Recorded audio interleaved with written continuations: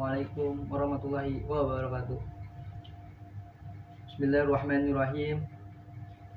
Alhamdulillah warsyukurillah wassalatu wassalamu ala rasulillah wa ala alihi wa man tabi'ahu huda amma ba'du. Kepada yang terhormat Kepala Sekolah SMK Jakarta Timur 2 dan guru-guru beserta juri, hadirin yang dimulaikan Allah Subhanahu wa taala. Mengawali pertemuan kali ini, pertama-tama marilah kita panjatkan puji syukur kepada Allah Tuhan sarwa alam.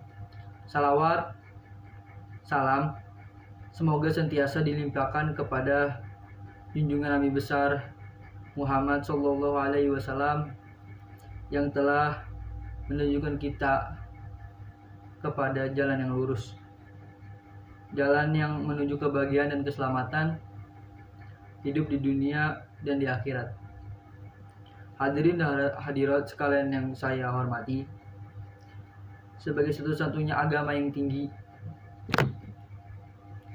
hadirin dan hadirat yang saya hormati, sebagai satu-satunya agama yang tinggi dan diridai Allah Subhanahu wa taala, Islam telah mengajarkan bagaimana seharusnya pandangan dan sikap hidup seorang muslim dalam menghadapi berbagai persoalan yang dihadapi dalam hidupnya. Di antara sikap hidup yang perlu dikarkan, dilatih, dikembangkan dalam kehidupan dan pergaulan sehari-hari agar menjadi kebiasaan dan mengakar ke dalam kepribadiannya sebagai seorang muslim yang baik, yaitu mengucap dua kalimat syahadat menjadi dasar utama dalam membangun kehidupan dan cita-cita.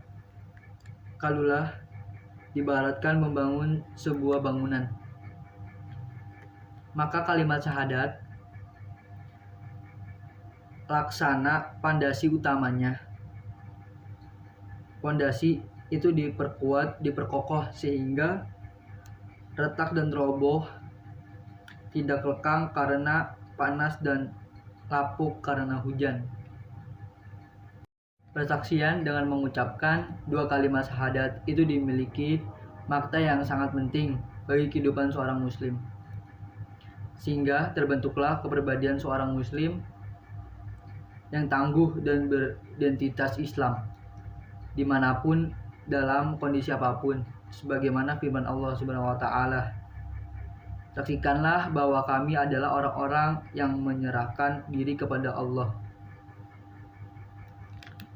Quran Surat Al-Imran ayat 64. Mengucap basmalah Bismillahirrahmanirrahim, artinya dengan nama Allah yang Maha Pengasih lagi Maha Pemurah. Ketika memulai suatu pekerjaan yang baik, ucapan basmalah yang bersumber dari dalam lubuk hati secara ikhlas menunjukkan pengakuan kita akan kekuasaan dan kebesaran Allah yang Maha Pengasih lagi Maha Penyayang. Kita menyadari sebenarnya bahwa berhasil atau setidaknya suatu pekerjaan atau usaha yang kita lakukan tergantung atas berkehendak dan izin Allah Subhanahu wa taala. Usaha dan perjuangan yang tidak kita lakukan hanyalah sebagai suatu tempat ikhtiar saja. Setiap pekerjaan yang tidak dimulai dengan baca bismillah akan terputus dari berkah dan rahmat Allah.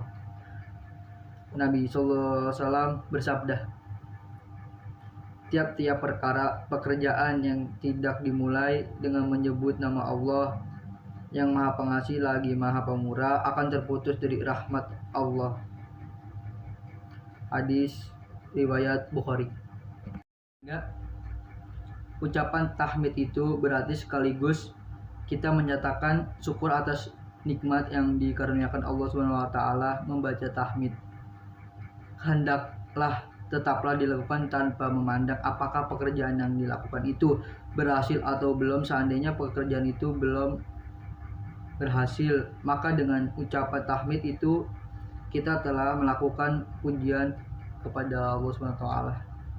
Bertahmid dan membaca hamdalah hendaklah tetap diucapkan ketika mengakhiri setiap pekerjaan, baik berhasil ataupun sebaliknya. Berhasil merupakan indikasi dari berinvestasi kebasaran dan kelapangan jiwa bahwa kita mampu menerima semua itu dengan lapang dada dan penuh kepercayaan kepada Tuhan yang kuasa lagi maha menentukan. Keempat yaitu mengucap insya Allah. Sebagai manusia tidak mungkin kita hidup tanpa menjalani hubungan dengan orang lain, baik dalam perkumpulan, di tempat kerja, bersama tetangga dan lingkungan keluarga lainnya sebagainya. Bahkan seringkali kita membuat janji, ikatan dan yang semisalnya. Di samping itu kita juga tidak bisa terlepas dari suatu rencana yang telah kita susun, yang tentu kita berharap berusaha untuk yang susun dapat terlaksana dan berhasil dengan baik. Tetapi dalam tataran pelaksanaan, tidak sedikit kita menemukan kendala sebagai kesulitan yang berada di luar jangkauan dan perhitungan kita yang tidak dapat kita atasi dan tidak dapat menemukan solusinya. Sebab semua itu pada tingkat akhirnya hanyalah tergantung dan ditentukan oleh kehendak takdir Allah Subhanahu wa taala. Oleh karena itu, dalam menghadapi suatu janji atau membuat rencana, seorang muslim hendaklah mendasarkan pada kehendak kekuasaan Allah dan biasakan mengucap insya Allah.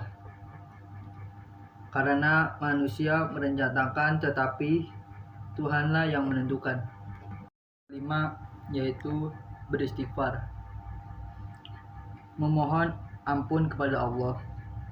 Sebagai manusia, kita tidak mungkin sunyi dari kesalahan dan kehilafan.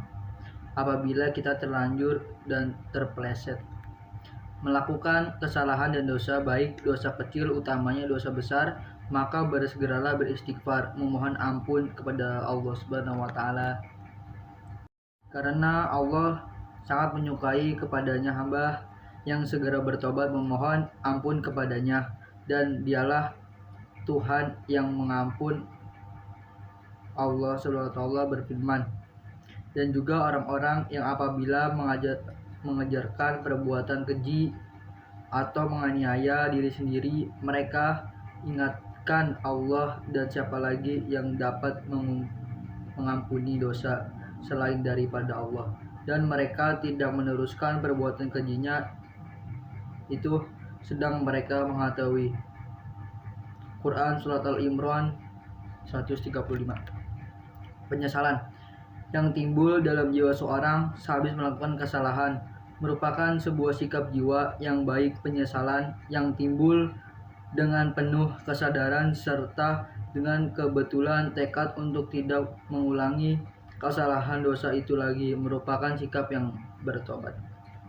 Sehingga dengan begitu timbul rasa optimisme di dalam memandangi hari esok dengan penuh harapan. Bagi seorang muslim harus yakin bahwa Allah adalah Tuhan yang maha pengampun lagi maha penyayang, betapapun besarnya dosa yang kita lakukan.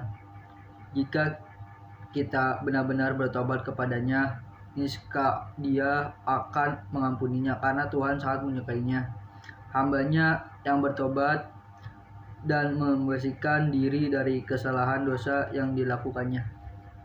6 yaitu mengucap hakulah di dalam menjalani kehidupan perjuangan.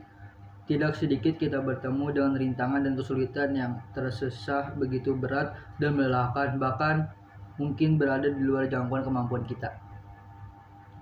Namun betapapun jangkauan kemampuan kita, namun betapapun hebatnya gempuran yang bertubi-tubi dan rintangan yang datang silih berganti, sebagai seorang muslim kita tidak boleh sesak napas, apalagi sampah putus asa, kehilangan pegangan dan arah pada saat segala kekuatan lahirlah tidak mampu mengatasi keadaan, maka haruslah ditimbulkan kekuatan rohani bahwa tiada daya dan kekuatan kecuali dari Allah semesta. Jadi dan hadirat yang saya hormati, demikianlah ceramah kali ini yang dapat saya sampaikan. Semoga kita menjadi muslim yang memiliki kepribadian sebagai orang muslim yang sejati hingga akhir hayat kita terhadap berpegang teguh pada Islam. Amin ya rabbal alamin. Akhirnya, terima kasih atas perhatiannya dan mohon maaf atas kesalahan dan kekurangan lebihnya. Hadanallah wa iyyakum ajmain. Wassalamualaikum warahmatullahi wabarakatuh.